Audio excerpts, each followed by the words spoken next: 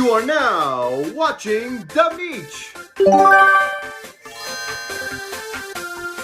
Nintendo hosted a Mario Strikers Battle League demo over the weekend. This has been common for their multiplayer-centric games, most recently with Switch Sports, but this time around, they're giving you the privilege of sharing footage. Many are under the impression that I despise Battle League, similar to how I resent Switch Sports and Mario Tennis Aces, and I can definitely see why. I'm not a fan of Nintendo releasing unfinished games and finishing them later with quote-unquote free updates. But unlike Switch Sports, which has next to no redeeming aspects, I saw potential with Strikers.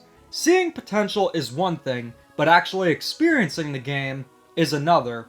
I played the game both in a global match and with my good pal Starchronics. If you haven't checked him out, please be sure to do so. Otherwise, PD will take over the channel, and you do not want that.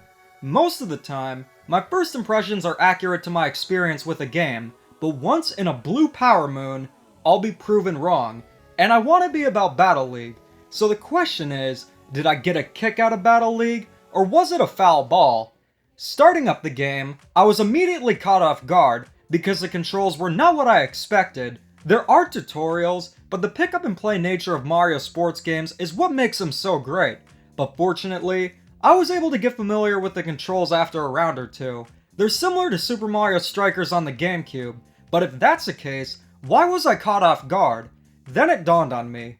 Rather than switching between teammates, you swap between characters, and since Starchronics was on my team, I could only swap between 3 characters. This isn't a criticism, but it did catch me off guard after playing the first 2 Strikers games. But how is the gameplay? At its core, Battle League is definitely Mario Strikers. It's more reminiscent of Super Mario Strikers, likely due to the button controls, but the gameplay is more refined and intuitive. There are a lot more moves you can pull off, bringing in a good element of strategy. Items are also handled how they are in Mario Kart, where you get them in an item box, though real men of culture know that an item hexagon is a good indicator when a game is going to be great. The items are a bit standard, but still have a similar impact. Battle League is fun, case in point, and I had a good time playing it. I'm sure if you play the game in single player or locally, the switching between teammates will be more similar to the other Strikers games, but considering this demo was online, that probably explains the different structure. The core gameplay is good, but definitely could improve a bit with a bit of a speed up, because it felt a little bit slow for my liking. But overall, the experience was solid. What caught my attention the most were the animations. Next Level Games has proven time and time again that they should be making Mario movies, and Battle League is no exception. The Hyper Strikes incorporate the art style of the character art, and it looks incredible.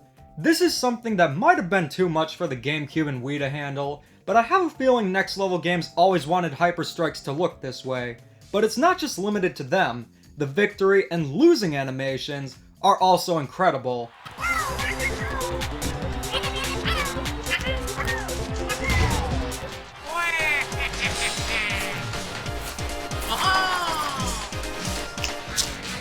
If Nintendo came out and said the game needed to have a smaller roster due to high quality animations, I wouldn't agree with them, but that's anything but a baseless, not true excuse.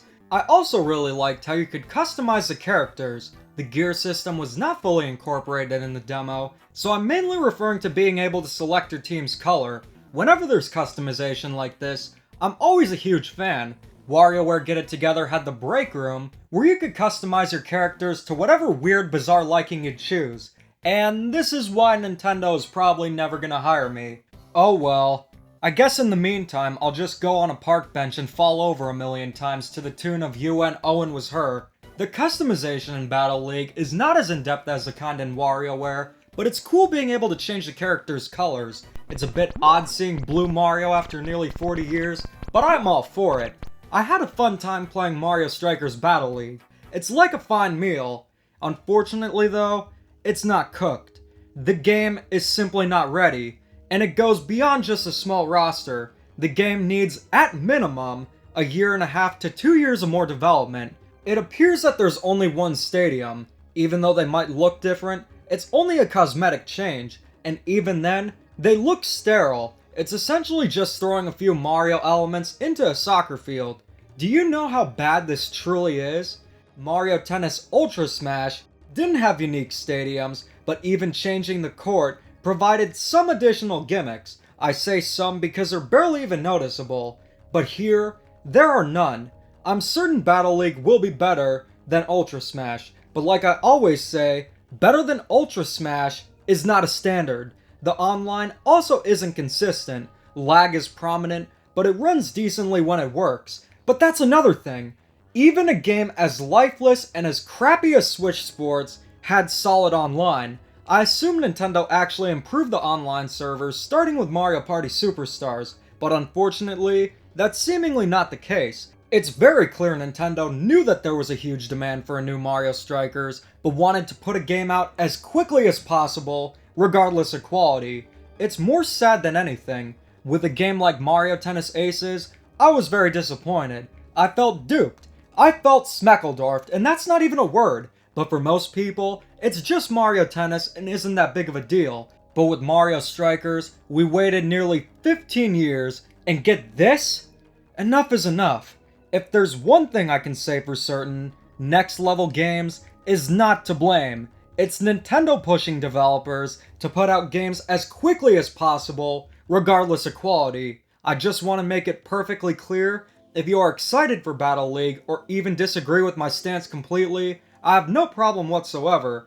I think it's quite apparent I'm not crazy about the Mario sports games on the Switch. Starchronics, on the other hand, really likes the Mario sports games on the Switch. What did we do? We played Battle League together and are working on a collaboration retrospective about New Super Mario Bros. Wii.